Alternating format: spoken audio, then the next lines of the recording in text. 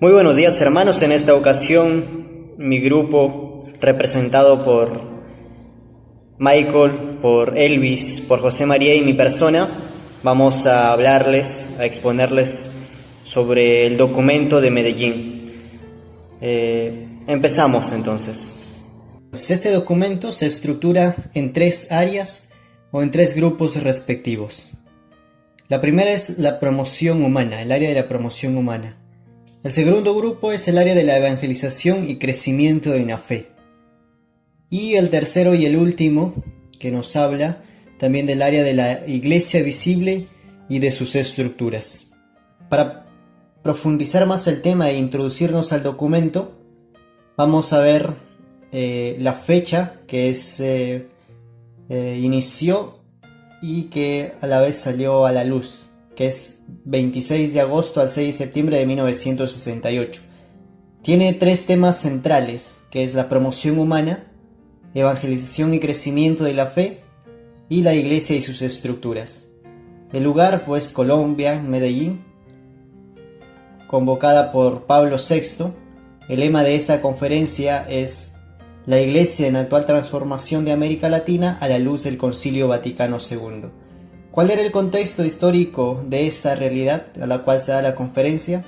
Pues hay dictaduras mediante golpes militares, un dominio económico estadounidense y modificación de los medios ya de comunicación. Se está empezando a ver esto de las redes sociales también. El documento de Medellín nos da a conocer brevemente la realidad del subdesarrollo de Latinoamérica. Llama a comprometerse por otra parte en la promoción integral del hombre. La Iglesia de América, en el documento de Medellín, pone su atención en el hombre. Es consciente que para conocer a Dios es necesario conocer al hombre. Pablo VI indica el tema central de la conferencia diciendo: el aspecto social es el que más impresiona e interesa al mundo en general y latinoamericano en particular, donde existen intensas y profundas diferencias. El clamor doliente de tantos que viven en condiciones indígenas de seres humanos no puede dejarnos inactivos, no puede ni debe quedar en cuanto no sea posible desatendido ni insatisfecho. Empieza entonces a ver las injusticias del mundo para ir contra ellas. Como ya lo dije al inicio, este documento aborda tres temas. El primero es el área de la promoción del hombre y de los pueblos hacia los valores de la justicia, la paz, la educación y la familia. En segundo lugar, se atendió a la necesidad de una adaptada evangelización y maduración de la fe a través de la catequesis y de la liturgia. En tercer lugar, se abordan los problemas relativos a los miembros de la Iglesia que requieren intensificar su unidad y acción pastoral. Bien, ahora entonces vamos por la primera parte, área de promoción humana. El primer tema a tratar es sobre la justicia, en la cual el documento denuncia la miseria y marginación de grandes grupos humanos. Denuncia también la dificultad de muchas familias para educar a sus hijos. Hay dificultad de los jóvenes que no encuentran espacios de perfeccionamiento intelectual, la desigualdad de derechos y las condiciones de vida infrahumanas de los campesinos. Hace por lo tanto una invitación y un llamado a la conversión, haciendo referencia a Jesús que viene a librar a los hombres de las injusticias. El dinamismo, por lo tanto, que debe mover a un cristiano para realizar justicia y transformar el mundo para esta conversión, es el dinamismo del amor, es el motor que debe tener un cristiano. Invita a las familias a asumir una función activa en el proceso del cambio social, organizándose económicamente y culturalmente para sus legítimas necesidades. El otro tema que habla sobre el primer punto de este documento de Medellín habla sobre la paz, en la cual resalta tres notas que caracterizan la concepción cristiana de la paz. La paz supone la instauración de un orden justo, primero que respete dignidad y el derecho de todos. En primer lugar, la paz solo se obtiene creando un orden nuevo que permita el desarrollo integral del hombre y dé paso a condiciones más humanas. En segundo lugar, el documento de Medellín nos va a decir: la paz se construye y es resultado de un continuo esfuerzo del hombre a las nuevas circunstancias. Por lo cual, una paz auténtica implica lucha, capacidad de inventiva y conquista permanente. En tercer lugar, la paz es fruto del amor y expresión de una real fraternidad entre los hombres. Otro punto muy importante que resalta el documento de Medellín es familia y demografía, en la cual la conferencia lo primero que hace es un llamado a los gobernantes para que den a la familia los recursos necesarios para superar los problemas que ellos conllevan en la actualidad o que le afligen. Lo otro es que exhorta a la Iglesia a fijar una acción pastoral alrededor de 3 áreas: de la familia como formadora de personas, la familia como educadora de la fe y la familia como promotora del desarrollo. Por otra parte, también hace referencia a la encíclica Humanae Vitae, que plantea como necesidad imperiosa una respuesta enfocada en el desarrollo y en la educación. Propone y aconseja apoyarse en la vida sacramental para alcanzar una progresiva maduración humana y cristiana del matrimonio. Entonces, la conferencia o el documento propone la vida sacramental y a la vez, dentro de este punto, invita a hacer de la familia una iglesia doméstica, una comunidad de fe, de oración, de amor, de acción evangelizadora y escuela de catequesis. En esta primera parte del documento de Medellín, en el 4º capítulo, que trata sobre la educación, fija muy especialmente la situación en la educación como un factor decisivo en el desarrollo del continente. Características de la educación en América Latina.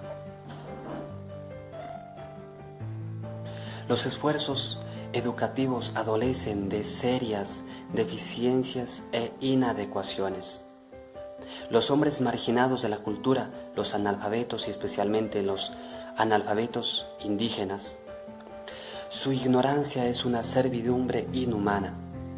Consiste en capacitarlos para que ellos mismos, como autores de su propio progreso, desarrollen de una manera creativa y original un mundo cultural, acorde con su propia riqueza y que sea fruto de sus propios esfuerzos. La educación latinoamericana, en una palabra, está llamada a dar una respuesta al reto del presente y del futuro para nuestro continente. Solo así será capaz de liberar a nuestros hombres de la servidumbre de culturales, sociales, económicas y políticas que oponen a nuestro desarrollo. El sentido humanista y cristiano de la educación. La educación liberadora como respuesta a nuestras necesidades. La educación es efectivamente el medio clave para liberar a los pueblos de toda servidumbre y para hacerles ascender de condición de vida menos humanas a condiciones más humanas, teniendo en cuenta que el hombre es el responsable y el artífice principal de su éxito o de su fracaso. La Iglesia, en cuanto a su misión específica, debe promover e impartir la educación cristiana a la que todos los bautizados tienen derecho para que alcancen la madurez de su fe. Orientaciones pastorales. La Iglesia toma conciencia de la suma importancia de la educación de base, a la cual aspira no solo a alfabetizar, sino a capacitar al hombre para convertirlo en agente de su desarrollo integral. En el 5º capítulo sobre la juventud. Situación de la juventud. La juventud vive una época de crisis y de cambios que son causa de conflicto entre las diversas generaciones, conflictos que están exigiendo un sincero esfuerzo de comprensión y diálogo, tanto de parte de los jóvenes como de los adultos. Criterios básicos para una orientación pastoral. Ve en efecto en la juventud el renovado comienzo y la persistencia de la vida, o sea, una forma de superación de la muerte. Esto no tiene solo un sentido biológico, sino también sociocultural, sociológico y espiritual. En la segunda parte del documento de Medellín nos habla sobre la área de evangelización y crecimiento en la fe. En el capítulo 6 sobre la pastoral popular, en el primer punto sobre la situación.